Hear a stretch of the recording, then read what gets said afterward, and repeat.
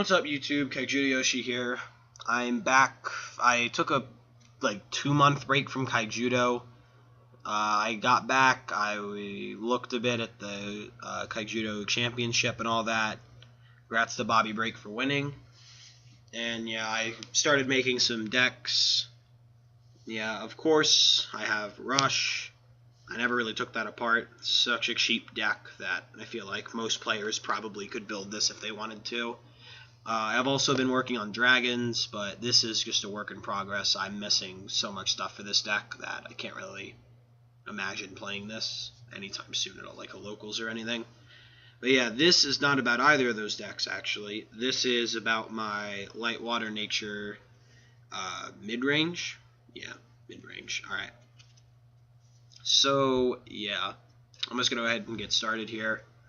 So, it's a 40-card deck, 29 creatures, and 11 spells. Start out the creatures. We got 3 Manapod Beetle. It's an amazing floater. You know, usually this card can just do something like break a shield or two, and then they have to answer it. You know, they can't just keep losing shields.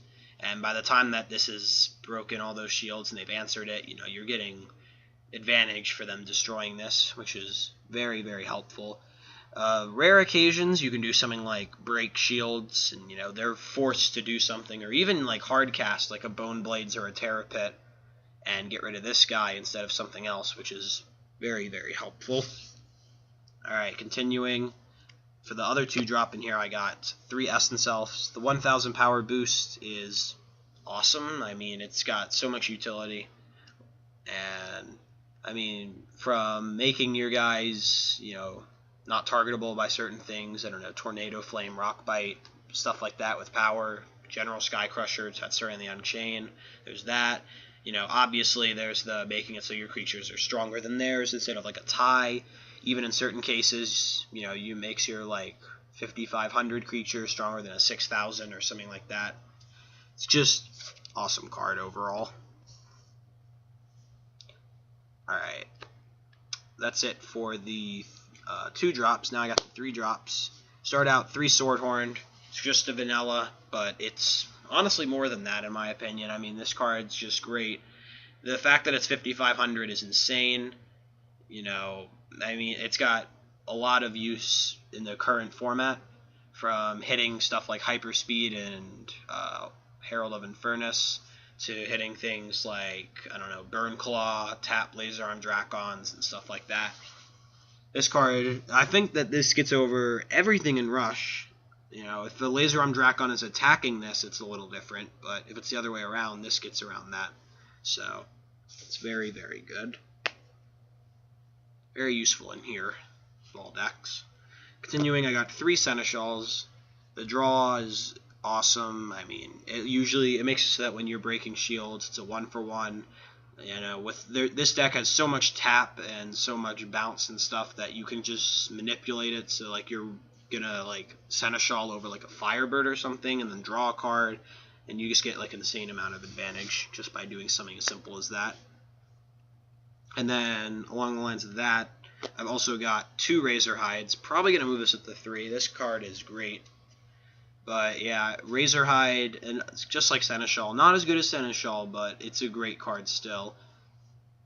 Usually in this deck, you've got 2 big guys that you like to drop, and this lets you drop them a turn earlier, which can help you win faster and more efficient, which is very, very helpful. And just like with Seneschal, there's lots of things that you can like tap, so you can, you know, run over something like a Firebird with this, and then mana the top card. It's just really, really good. Alright, now for the 4 drops, and yes, I actually don't think I mentioned this, but I don't actually have all the cards for this deck.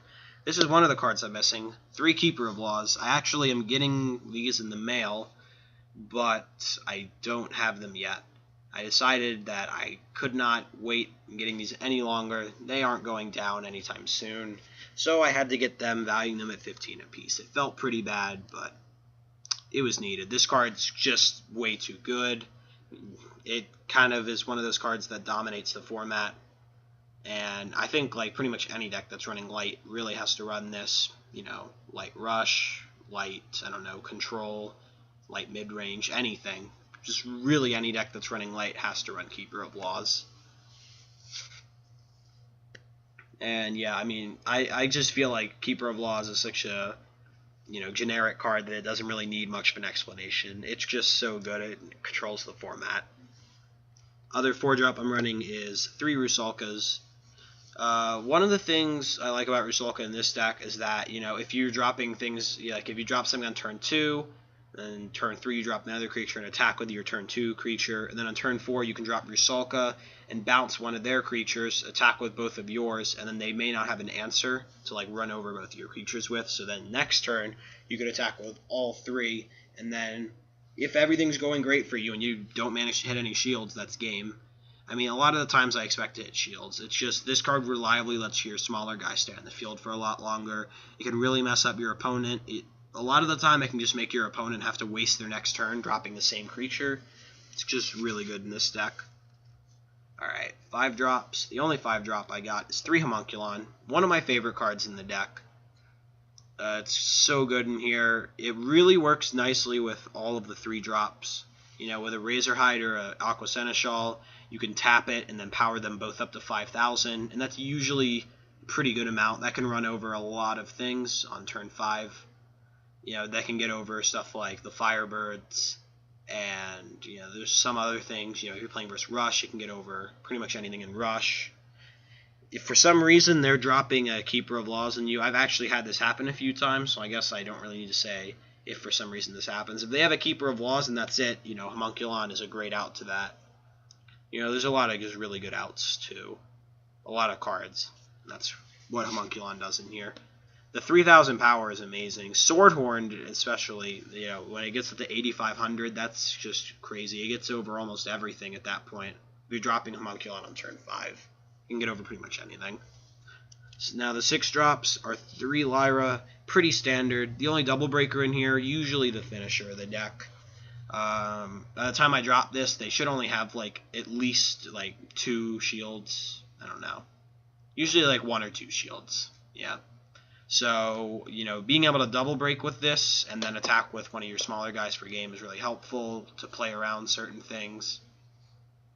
The Solar Flare, obviously, is just crazy.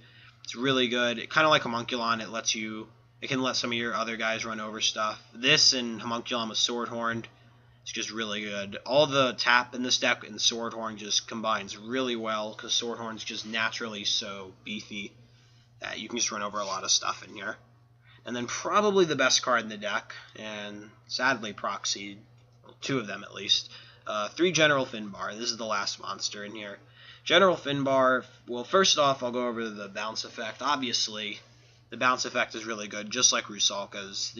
No limitation, it bounces anything. And, yeah, I mean, obviously, the main reason why it's here is for the draw effect. All of your other creatures drawing cards is crazy. You can even do things like Aqua Seneschal attack and then draw 2, Razorhide attack, draw 1, mana 1, and Lyra, double break and then draw 1. And it makes it like with Seneschal, where if you're breaking a shield and drawing 1, it's just a 1-for-1. This makes it so that all your creatures can do that. And if you're doing things like running over creatures or something like that, you can just get so much advantage that you can't really lose. So yeah, that is it for the creatures. Now I'm going to go into the spells. Start out 3 Reap and Sows. This is, in my opinion, the worst card in the deck. And Reap and Sow itself is a very, very good card. I really like Reap and Sow as a card, but I think that in this deck it is by far the worst card in the deck, and probably something that I'm going to adjust the numbers on, if not just cut completely. I'm thinking that I could probably cut 1 Reap and Sow and put in a 3rd Razorhide or something. But yeah, Reap and Sow, it's kind of awkward in here, not dropping a creature. If I'm not doing that, it should be something that supports my other creatures. Reap and Sow is just advancing me further into the game. And a lot of the times it's really helpful, but the majority of the time it's not very helpful. So yeah, I'm probably going to adjust the number of Reap and Sows in here, but that'll be for later. Continuing, I've got 3 Piercing Judgment. This card is unbelievable in this deck. It's so good. I mean, it's got so much amazing use in this deck. I love this card versus dragons so much. If you do something like on their turn 4, they like on turn 2 or 3 they drop like a Firebird, and then on turn 4 they drop the Hyperspeed or Herald. You can respond on your turn 4 by going like Piercing Judgment, you know, tapping their bird, bouncing their dragon, and then running over it with like a Seneschal or a Razorhide or something like that to just get massive advantage. And of course, late game, if they hit this in the shields, you know, it can be a real game changer. It's not as good as like hitting something like a Stormspark late game or anything, but it's still a useful card. And it's really good versus Rush too, if, like hitting it in the shields. Speaking of Stormspark, I'm running 2 Stormsparks in here, not 3. This card is probably the worst card in the deck to draw. Awesome in the shields, of course, but it's really awkward to draw. There aren't that many great combos with this that you can do by just hard casting it. And I mean, usually that's dedicated, the hard casting of the 6 drops, you know, that's for Lyra and the Finbar. Those are the things that you want to be doing on turn 6, not Stormsparking. Stormspark's great and all, but yeah, it's just not that amazing in here, which is why I'm only running 2.